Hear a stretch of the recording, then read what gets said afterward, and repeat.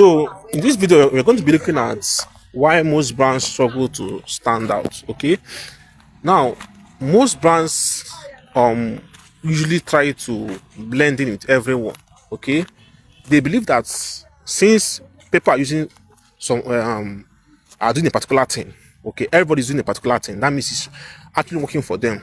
This will not prompt them to follow them, join the crowd and start doing what they are doing. Okay, but in a crowded market, when you're trying to blend in with everyone, when you're trying to do the same thing everybody else is doing, okay, it will make you different from any of them. There will be nothing differentiating you from any of them.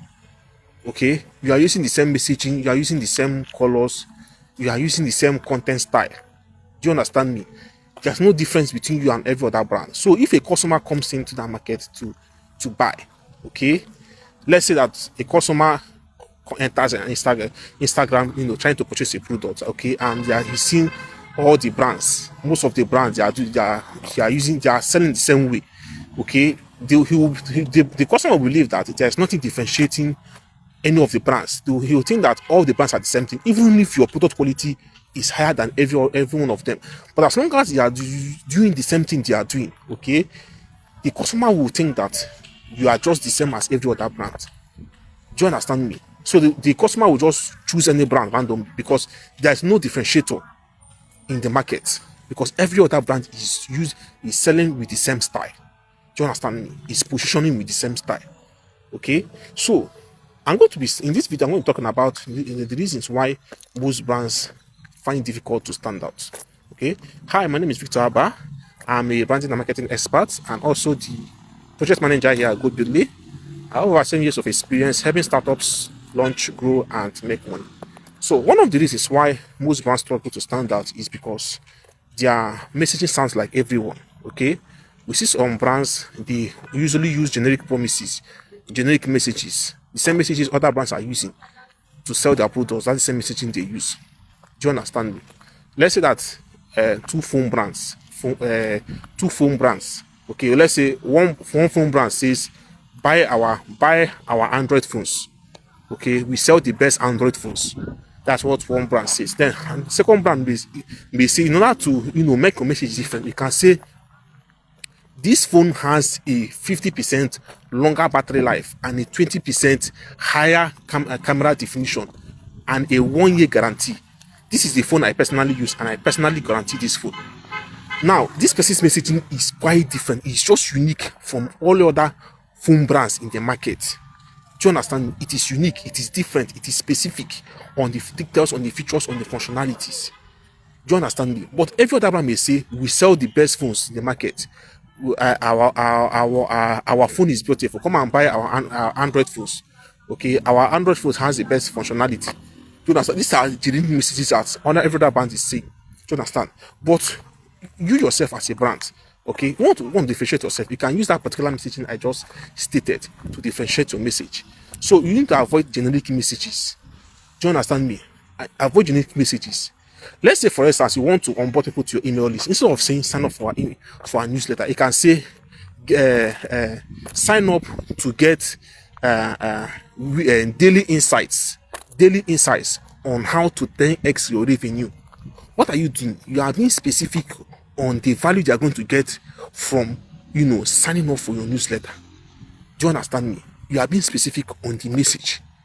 Do you understand? Instead of just saying sign up for newsletter, you are being specific on the CTA. Okay, this is what is going to differentiate your message from every other brand that is saying sign up for your newsletter. Do you understand me? So you need to make your message ungeneric. You need to make your message specific. You need to make your message different.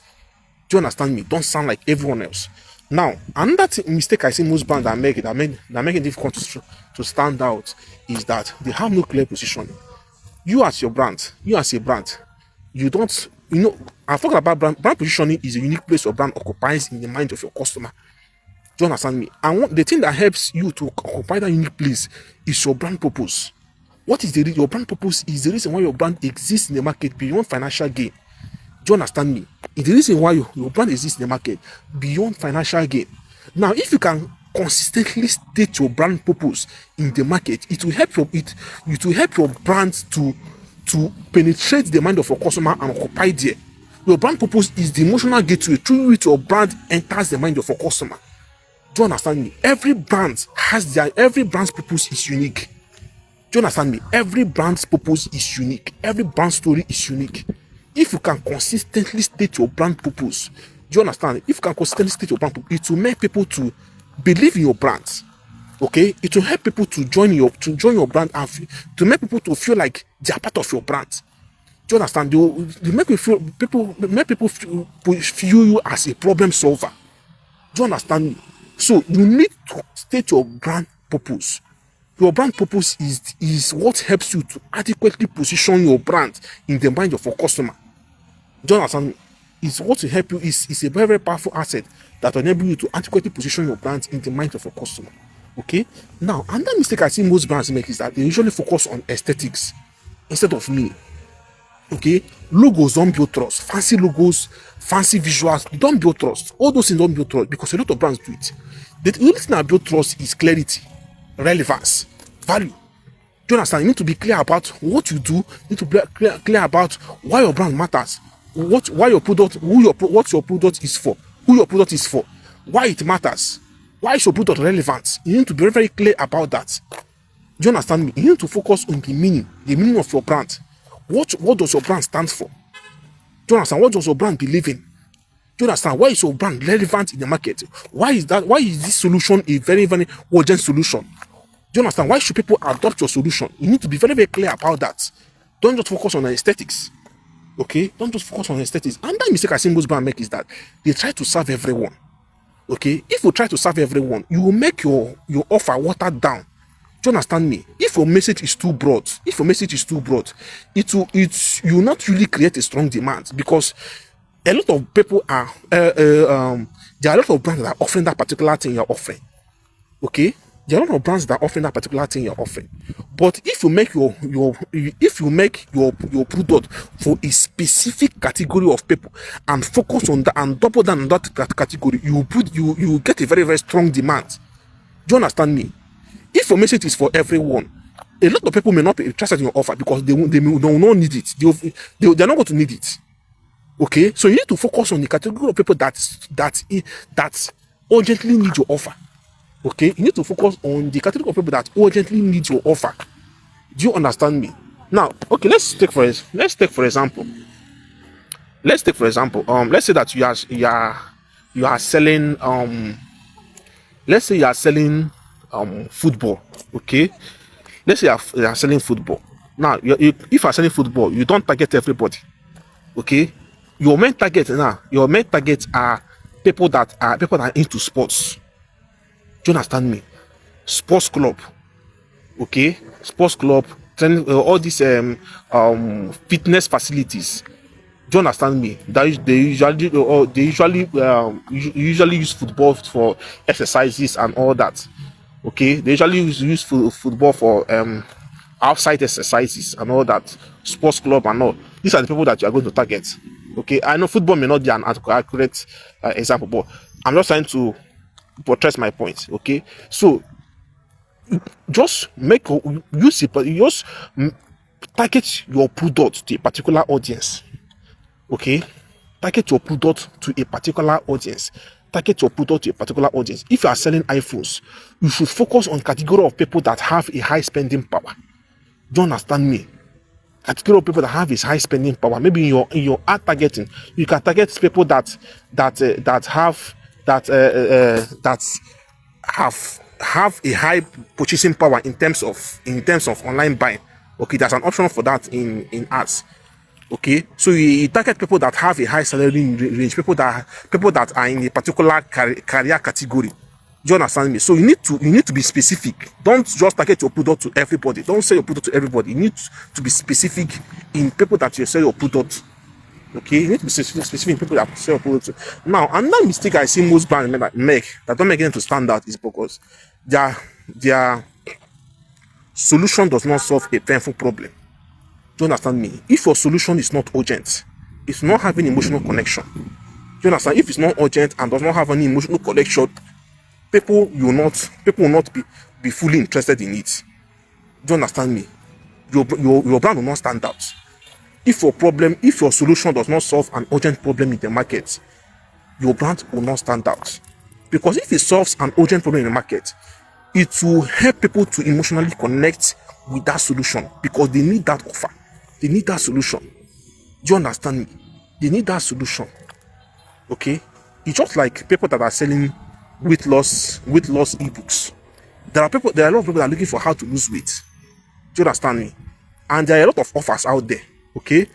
People don't really know which one to choose and all that. But if you can